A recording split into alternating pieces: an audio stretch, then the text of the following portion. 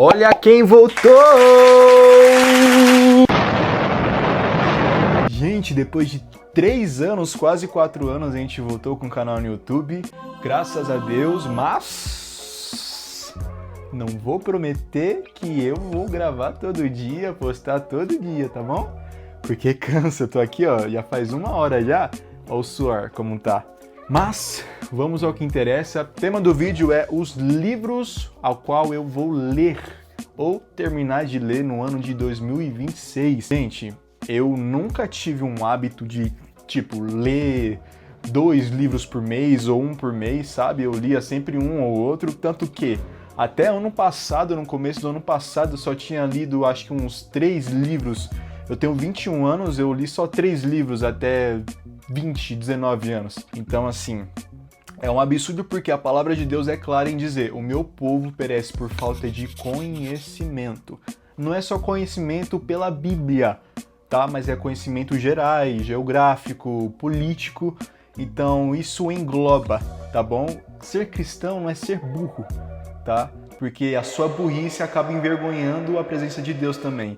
Tá bom? Então, temos que ser inteligentes, temos que ser informativos, procurar informações, estar atualizado nas notícias de hoje em dia. Eu não tô falando da morte da Bezerra, tô falando da morte de fulano Deltrano, não. Mas informações globais, gente. É muito, muito, muito importante os filhos de Deus estarem informados. Então estude, leia e é isso. Mas bora lá, gente. Separei alguns livros aqui. Claro, não estão todos. Alguns estão no carrinho da Amazon que eu estou para comprar ainda, tá bom? Mas estou aqui com alguns. Tem 1, 2, 3, 4, 5. Aqui tem 5 livros, eu tenho mais alguns ali. Porém, o que me traz mais curiosidade está aqui e alguns que estão lá no meu carrinho da Amazon que eu vou falar para vocês também. Número 1, que chegou a ser o livro mais vendido, bem mais do que a Bíblia ainda, tá bom? Que é O Peregrino, lançado em 1678. Gente, é um livro muito antigo, tá? Tem várias capas em relação a esse livro. Esse aqui eu acho que é a mais moderna, capa dura, tá bom? Temos aqui alguns desenhos também, alguns mapas. Quem chegou a ler esse livro, comenta aí. Meu, porque ele é muito, muito, muito bom, cara. Muito bom mesmo. Resumindo, ele vai contar a história de um rapaz que não resolve viver a peregrinação. Tipo, vou resolver ser peregrino. Não. Acontece que ele recebeu uma revelação a qual a cidade onde ele estava seria destruída. Pique Sodoma e Gomorra, sabe? E ele comentou para a família, para os vizinhos, tentando alertá-los e salvar a vida deles, para poder seguir rumo à cidade celestial, que é a cidade segura, onde ele deveria estar. A família dele, a esposa, os filhos, os vizinhos, os amigos taxaram ele de louco. Então, para ele não perder a vida e aquela palavra de fato se cumprir, ele acabar morrendo, ele resolveu viver a sua vida de peregrinação. Então, ele, no meio do caminho, ele vai enfrentar diversos pecados, diversos personagens cujos nomes são de pecado, sabe? Tem a luxúria, tem a tentação, tem a rua da tentação, tem a mansão de não sei o quê. Enfim, ele se mete em cada coisa, gente, que você acaba chorando, você acaba sentindo a dor dele também. É uma história que vai te envolver, tá bom? Então eu recomendo muito você ler O Peregrino. Quando eu encerrar ele, eu vou comprar A Peregrina, porque eu acredito, eu ouvi falar, não sei se é verdade, comenta aí se for verdade, que o livro A Peregrina é sobre a esposa dele. Eu não sei o que aconteceu para ela poder acreditar, não sei se foi a preocupação que fez ela seguir o caminho de peregrina e para poder encontrar o esposo, ou Deus desceu na terra, falou com ela, eu não sei o que aconteceu, mas falta 2 capítulos para eu poder terminar, 2, 3. Eu tô no capítulo 9, faltam 9, 10, 11. São 11 capítulos totais. Iniciei ele no ano passado, no meio do ano passado, só que devido à procrastinação, eu acabei não encerrando ele. Porém, tá quase terminando, quase acabando. Tá até aqui, ó, com marcação. Encerrando ele, eu quero poder comprar A Peregrina para eu entender mais essa história, o porquê a esposa resolveu seguir os passos deles. Enfim, muito bom para você começar a ler, viu? Próximo livro se chama Os Caçadores de Deus. Dá pra ver aí, minha família? Dá pra ver aí, meu povo? Os Caçadores de Deus. Pra quem não sabe, eu fui pro T-Cent, inclusive tô com a camiseta do T-Cent aqui, que aconteceu dia 31 de janeiro. Aconteceu em 5 estádios diferentes, porém eu fui em BH, Belo Horizonte, juntamente com a minha mãe, com meu irmão, com a minha cunhada. Fomos lá. Depois que eu fui para o T-Cent, eu comecei a acompanhar mais sobre o ministério do Tel Hayashi. Pra quem não conhece o Tel Hayashi, pesquisa. E um podcast que ele chegou a fazer com o Brunão Morada, ele comentou sobre esse livro, Os Caçadores de Deus. Basicamente, para quem quer se aprofundar mais na presença do Senhor, conhecer mais quem é Deus, como buscar a Deus, etc., eu acho muito importante o cristão ter essa sede, ter essa vontade. Muitas pessoas, infelizmente, acabou se acostumando com o culto de domingo. Ou seja, ela só se baseia a sua relação com o Senhor naquilo, naquele dia, naquele momento, naquelas 2, 3, 4 horas de culto.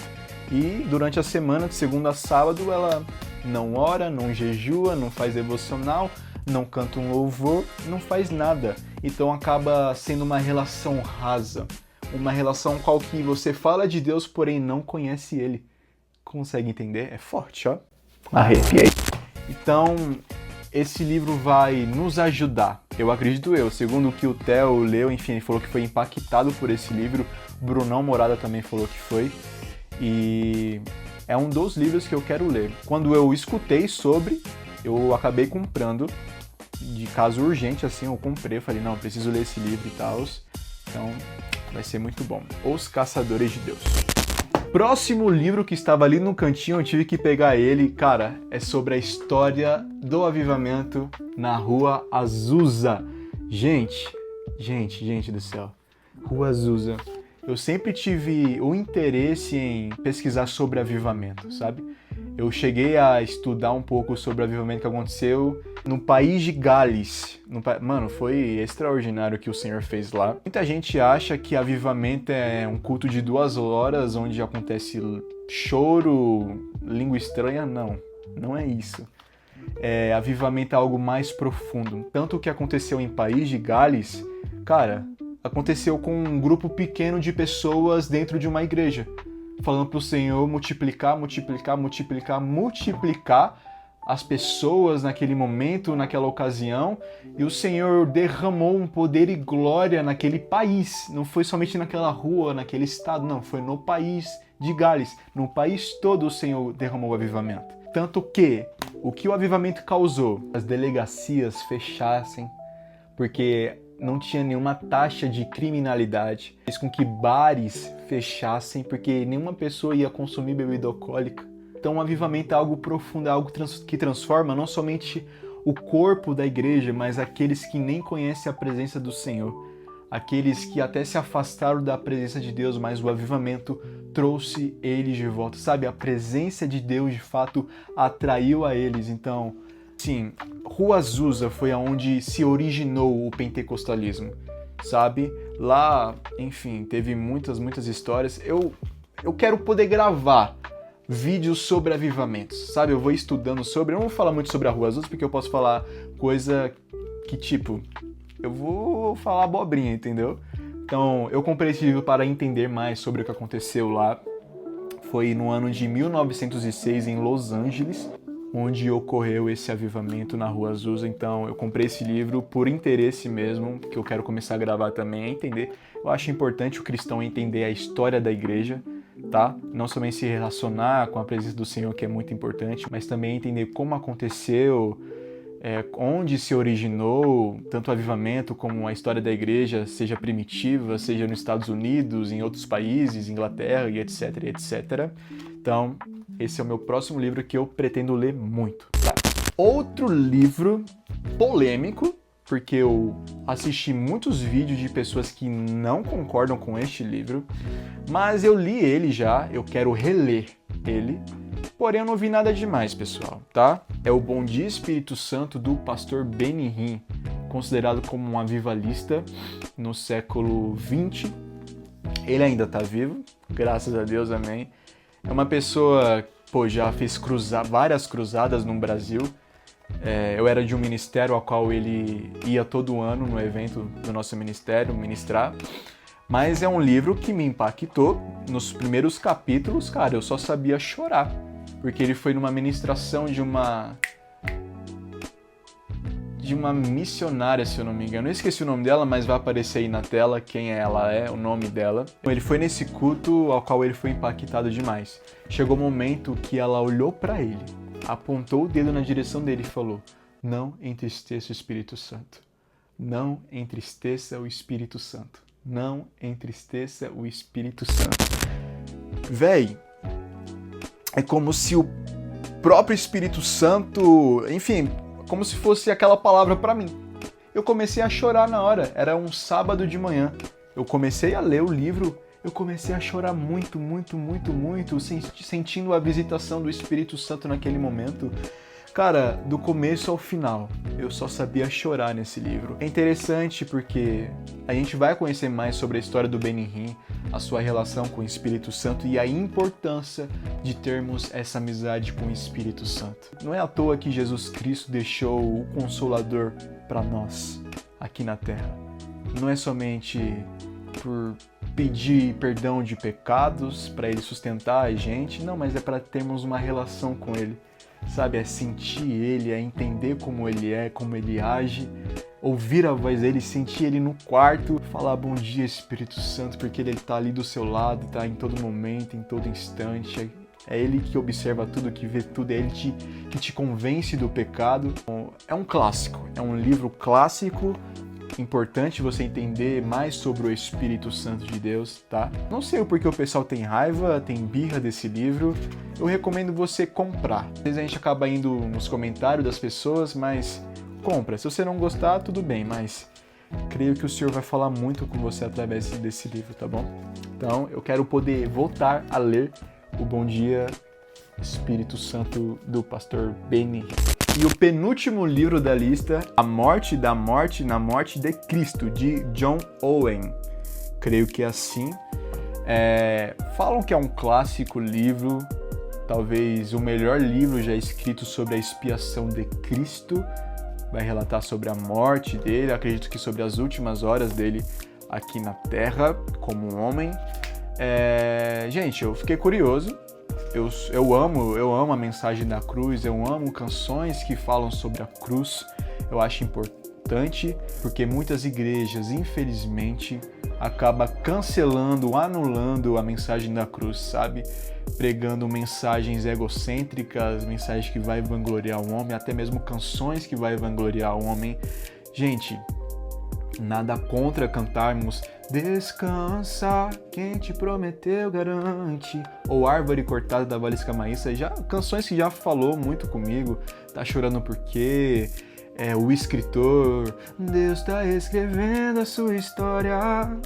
Mas a gente tem que parar para pensar que isso não pode ser prioridade nos cultos. Prioridade é falarmos sobre Cristo, apontar sobre Cristo, sobre o que Cristo fez, sobre o que Cristo vai fazer e a volta dele, enfim, sobre Jesus, sobre o amor de Jesus, sobre a cruz. A gente está anulando, deixando de lado o evangelho puro, simples e verdadeiro para poder vangloriar o homem, para poder, sabe, levantar o nosso ego, levantar o nosso orgulho, sendo que é totalmente errado. Por isso que o culto acaba sendo fraco, o culto acaba sendo pesado, porque não tem Cristo sendo o centro. Então, acredito que esse livro vai falar muito sobre a crucificação de Cristo, sobre a morte de Jesus Cristo. Maravilhoso se contar detalhes sobre a morte de Cristo, sabe? Eu acompanhei um relato, não é relato que se fala, sobre um cirurgião francês, se não me falha a memória, tá? Que vai contar detalhadamente como Cristo ficou após ser chicoteado na crucificação, enfim, é um detalhe ao qual eu chorei. Porque a gente pensa levou chicotado e foi por isso, jorrou sangue e tal. Não, mas foi algo mais profundo, tá? Foi algo muito, muito mais profundo. Então, meu próximo livro é A Morte da Morte na Morte de Cristo, sobre a crucificação de Jesus. E o último livro físico até então, no momento, é a Bíblia. Te peguei, né, Vicente? É a Bíblia, gente. Cara, eu confesso, eu sou cristão desde berço, porém eu nunca li a Bíblia por completo. Teve uma vez que eu iniciei a leitura bíblica, eu falei, não, esse ano eu vou ler de Gênesis a Apocalipse por completo, mas não consegui, li até Deuteronômio, depois parei. O próximo livro é a Bíblia, a qual eu quero ler por completo, não somente ler, mas ler, estudar, meditar, compreender. Pretendo até fazer teologia mais pra frente, é um sonho meu desde criança fazer teologia, então creio que vai ser muito, muito, muito bom essa leitura bíblica. Eu peguei meu celular agora para ver a listagem que eu fiz. 7 livros aqui no meu carrinho da Amazon para poder comprar ao longo do tempo. Eu vou citar alguns para vocês aqui, tá? Até que Nada Mais Importe, de Luciano Subirá. O Bem-vindo Espírito Santo, que eu acredito que seja a continuação do Bom Dia Espírito Santo. Jesus Não É Quem Você Pensa. Cartas de um Diabo a Seu Aprendiz. Cara, esse daqui falam que é um dos melhores livros para se ler, mas tem que ler com sabedoria. O Deus que Destrói Sonhos. Como Se Tornar um Cristão Inútil. Cristianismo Puro e Simples.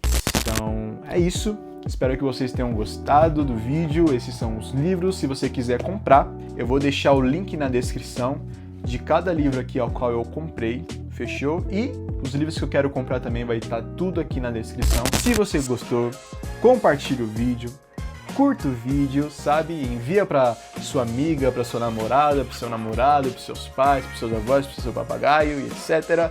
Gente, compartilhe ao máximo esse vídeo, como eu prometi. Estou voltando com o canal, mas eu não vou postar vídeo todo dia, talvez toda semana, ou talvez um vídeo por mês, ou 2 vídeos por mês, eu não sei. Mas que pelo menos um vídeo por mês vai ter. Fechou? Deus abençoe, muito obrigado, se inscreva no canal e até a próxima. Fui!